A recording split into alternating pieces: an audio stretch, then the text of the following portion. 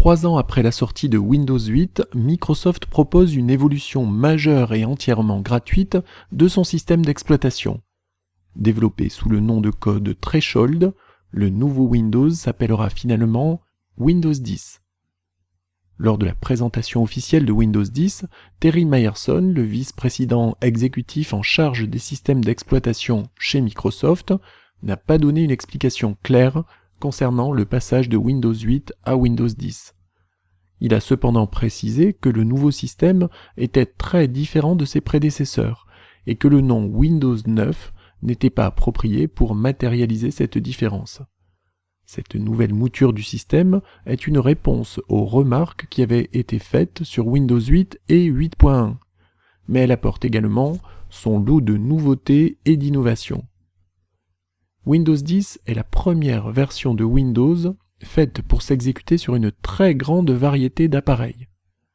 Des PC de bureau et des portables bien sûr, mais également des tablettes, des téléphones, des ordinateurs miniatures Raspberry Pi 2, des consoles de jeux, des lunettes de réalité virtuelle, les HoloLens, des bracelets, la future version de Microsoft Band, et toutes sortes d'autres appareils qui sont en cours d'élaboration dans les esprits des créateurs du monde entier.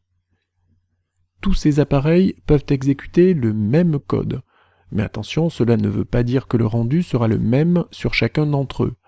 Un téléphone par exemple n'a pas autant d'espace d'affichage qu'un écran de bureau de 26 pouces, ou encore un Raspberry Pi n'a pas forcément un écran.